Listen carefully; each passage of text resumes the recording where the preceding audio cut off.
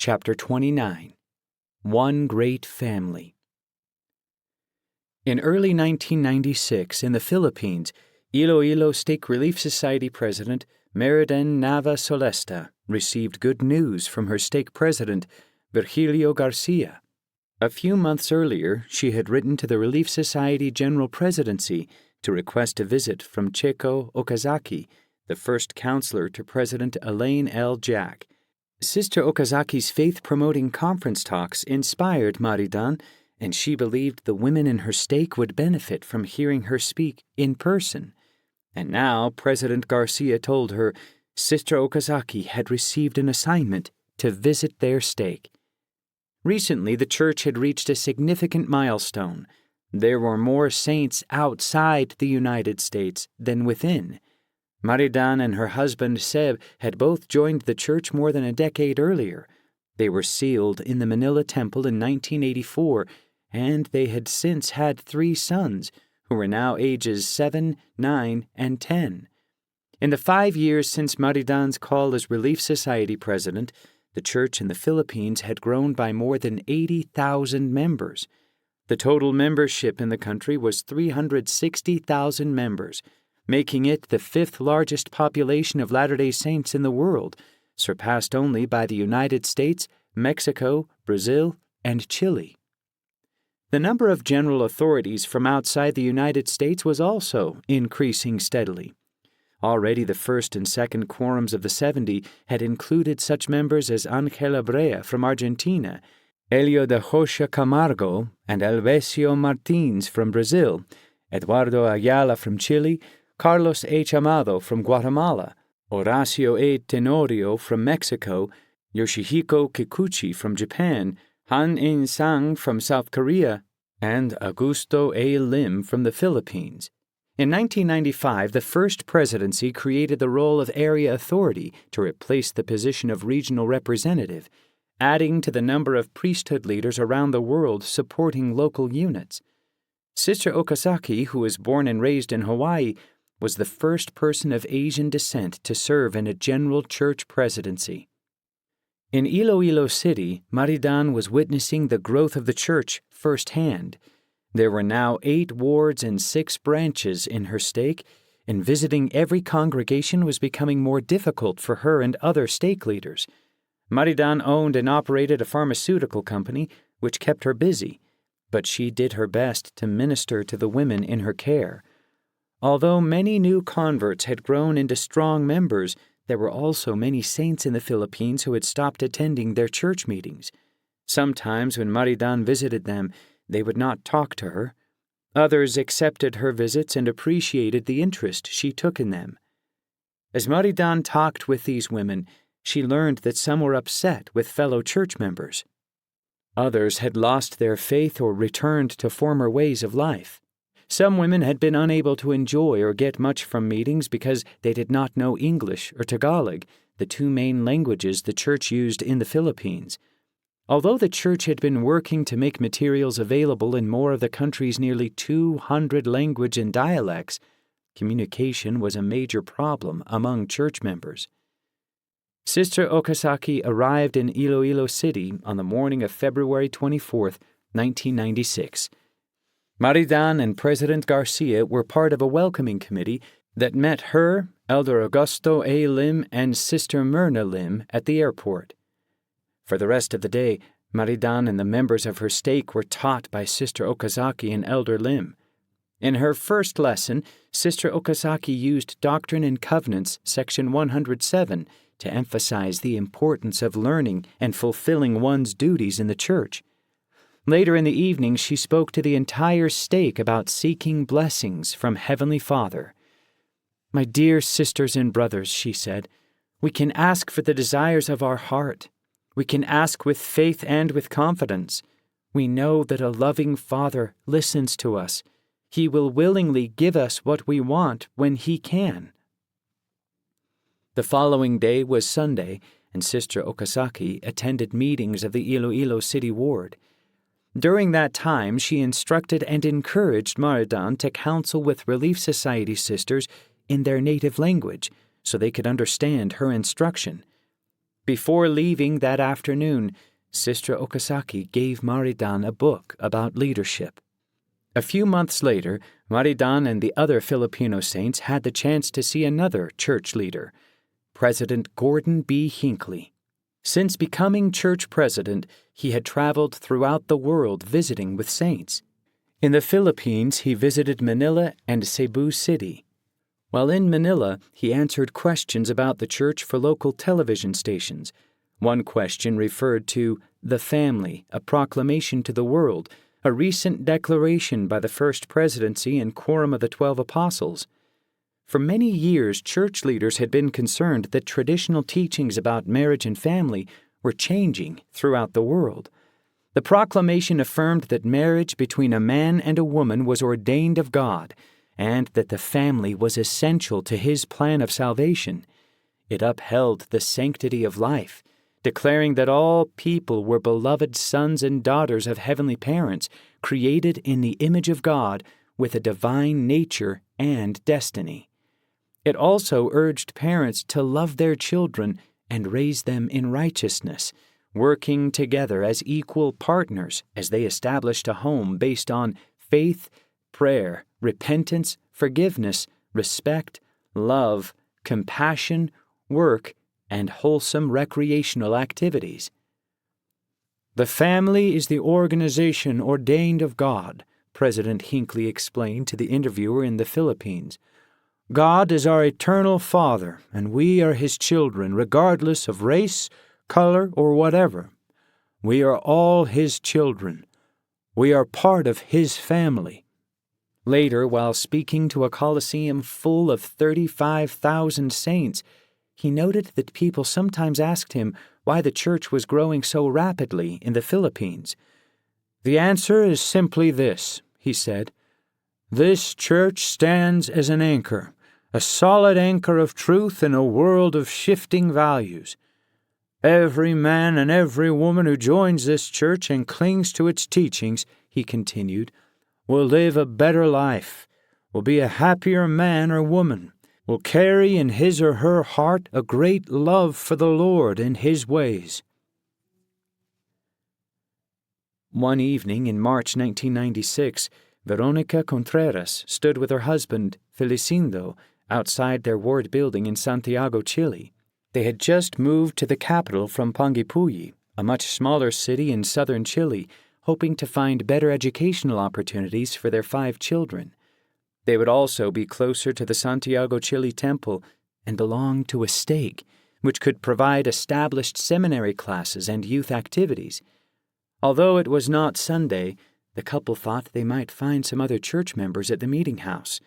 But when they got there, they found the doors locked. No one was around. Later in the week, the couple stopped a pair of missionaries on bicycles and asked them to help their family contact the bishop. Soon after, the bishop came to the Contreras' house and welcomed them to the ward, but his visit did not prepare them for what awaited them on their first Sunday at church. In Panguipulli, the saints had treated their meeting house like their home, keeping it clean and well-maintained, but when Veronica stepped into the meeting house in Santiago, she was surprised to find that the floors and walls were scuffed with shoe marks and tire skids from children riding their bicycles through the halls. During sacrament meeting, most of the pews sat empty, even though the ward had more than 700 members on the records. Sadly, the problems the Contrerases found in their new ward were not unique to Chile. The number of convert baptisms throughout South America had increased rapidly during the 1980s and early 1990s, leading to the creation of dozens of stakes. Yet many new members across the world struggled to maintain their commitment to the restored gospel after their baptisms. Church leaders had been concerned about retaining recent converts for years and had tried to address the issue in various ways. In 1986, the local priesthood office of 70 was dissolved, adding strength to local elders' quorums. Missionaries had also been encouraged to spend more time fellowshipping new members, and the church created a series of 6 new member lessons to help recent converts adapt. Yet many people never received these lessons, and wards like the one in Santiago were often overwhelmed by the enormity of the work. There were just so few members attending meetings compared to the total number of saints in the ward. The Contreras' new bishop was a good and faithful man, but he did not have any counselors to help share his workload. He also had to put in long hours at work and often couldn't meet with members on weekdays. When Veronica and Felicindo met with him, they offered to help by serving wherever they were needed. Soon, their oldest daughter was playing the organ in the ward, and their sons were serving with the other young men. Felicindo began assisting with family history and temple work and serving on the stake high council. Veronica, meanwhile, was called as the Ward Relief Society president. Others joined them in their service, but there was still much to do to help the ward function better. When the Hong Kong Temple was announced in October 1992, Nora Ko-ju was overjoyed. More than 30 years had passed since her service in the Southern Far East Mission. In that time, she had emigrated to the United States, married a Chinese-American named Raymond Ju, and raised 4 children. But her experiences as an early Chinese convert to the church in Hong Kong had never left her. They were the stories she had told her children at bedtime. Raymond thought the entire family should go to the temple dedication. "No," Nora said. "That's a lot of money." Raymond insisted. "We have to go," he said. The family began saving money. The children were now adults, and they knew how important the house of the Lord was to their mother. When she emigrated to the United States in 1963, she had stopped first in Hawaii to receive her endowment in the temple in Laie. Later, she and Raymond were sealed in the Los Angeles temple, and a short time after that, the Oakland temple was dedicated near their home in California's San Francisco Bay Area. Nora and Raymond had eventually become temple workers there, giving Nora the opportunity to administer temple ordinances in Mandarin, Cantonese, Hmong, and other languages. After the Hong Kong temple was finished in May 1996, the church held a 2-week open house. Nora and her family arrived in the city on the evening of May 23rd, 3 days before the temple dedication. When they stepped out of the airport, Nora felt the warm, humid air surround her.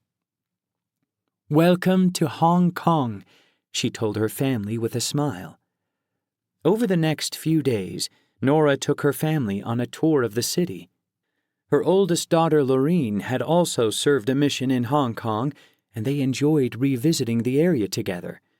As Nora showed her children the streets and buildings she once knew, the stories they had heard as children came alive. One of the first places she took them was the temple, built on the site of the old mission home where she had spent so much time as a young woman. Nora could not be happier to see the location put to such a sacred purpose.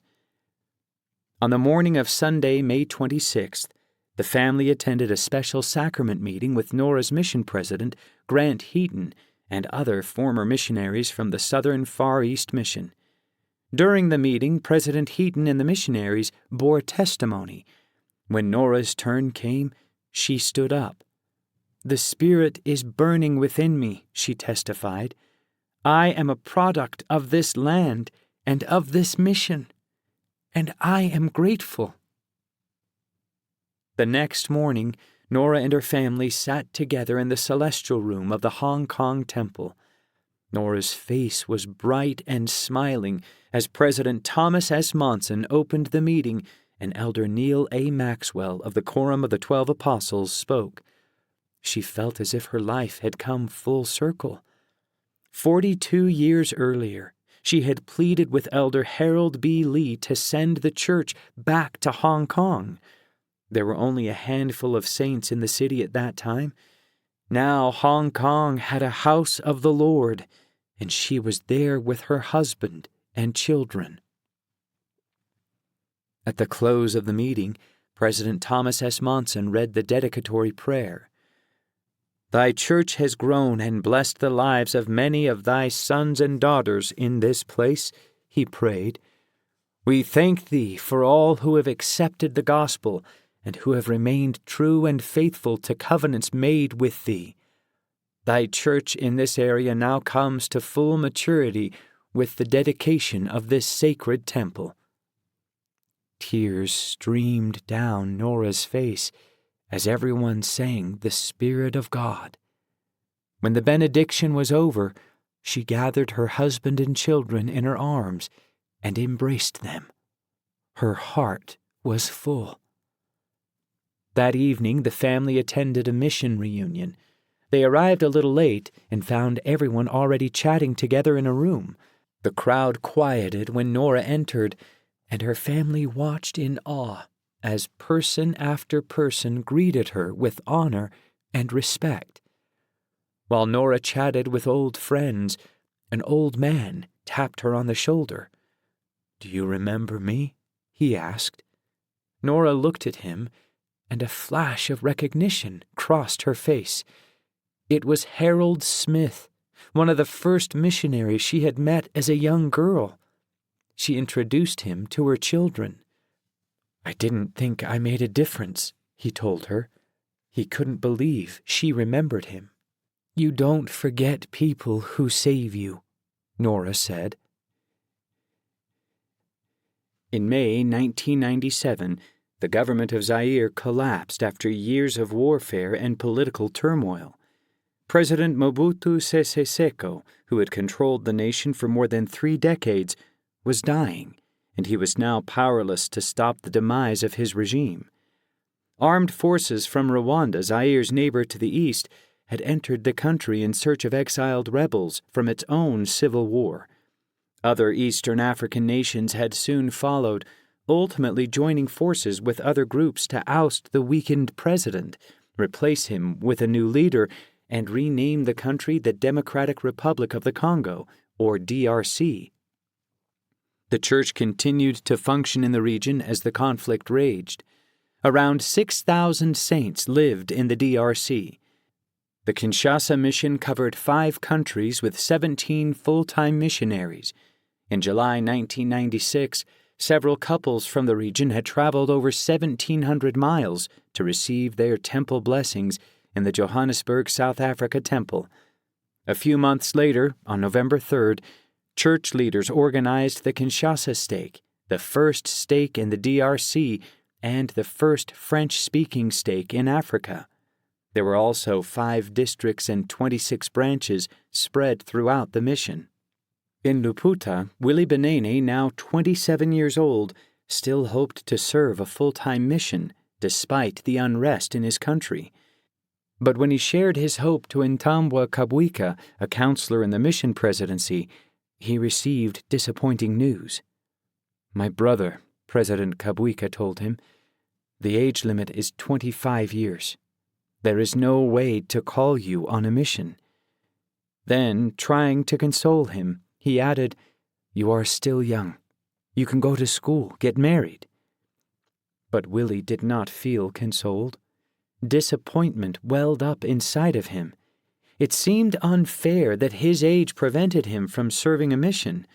Why couldn't an exception be made, especially after all that had happened to him? He wondered why the Lord had inspired him to serve a mission in the first place. He had postponed his education and career to follow that prompting. And for what? "You can't be troubled by this," he eventually told himself. "You can't very well condemn God." He resolved to stay right where he was and do all the Lord asked of him. Later, in July 1997, the saints in Laputa were formally organized into a branch.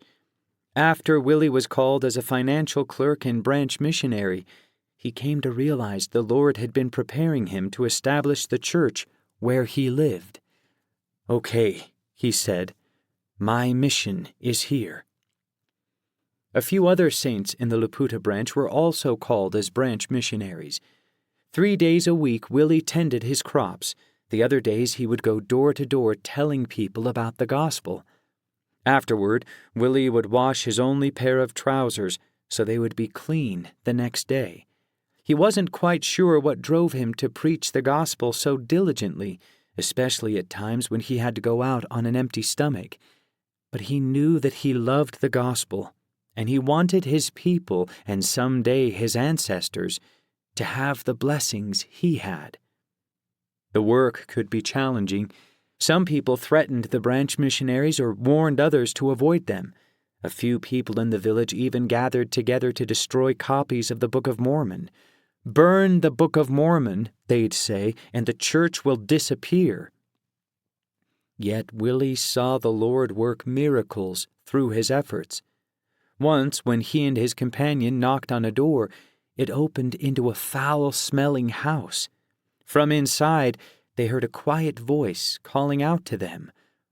"Come in," it said. "I'm sick." Willie and his companion were afraid to enter the house, but they stepped inside and found a man who seemed to be wasting away. "Can we pray?" they asked. The man agreed, so they offered a prayer, blessing him that his disease would go away. "We'll be back tomorrow," they told him. The next day, they found the man outside his house. "You are men of God," he said. Since their prayer, he had been feeling better. He wanted to jump for joy. The man was not yet ready to join the church, but others were. Every week, Willie and the other missionaries met people, sometimes whole families, who wanted to worship with the saints. On some Saturdays, they baptized up to 30 people. The church in Laputa was beginning to grow.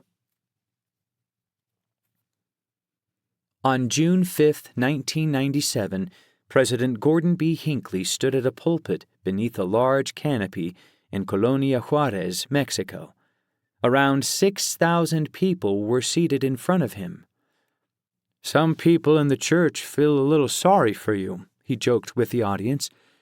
"You seem to be so far away from everybody." Church members from the United States had settled Colonia Juarez and other towns in northern Mexico during the U.S. government's raids against plural marriage in the 1880s. These towns were situated in the arid Chihuahuan Desert, about 200 miles from any major city. Their local church-run school, the Juarez Academy, was turning 100 years old, and President Hinckley had come to commemorate the occasion. President Hinckley knew the history of the Colonia Juarez Saints, and he admired their determination to keep the faith. "You have helped one another in times of trouble and distress. You had to, because you were alone," he told them. "You have become as one great family." The next day, President Hinckley spoke at the school's graduation ceremony and rededicated the newly remodeled academy building.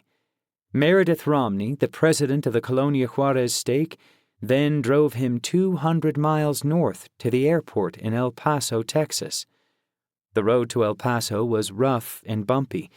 At first, President Hinckley passed the time talking with President Romney, but after a while the conversation lulled, and President Hinckley quietly reflected on the Colonia Juarez Saints and the great distance they had to travel to attend the house of the Lord.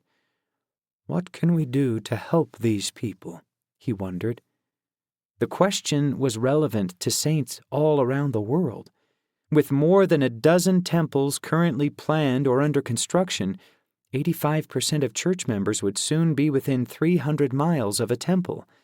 In northern Brazil, for example, saints who had formerly traveled thousands of miles to attend the temple in Sao Paulo would be much closer to the new temple in Recife, a city on Brazil's northeastern coast.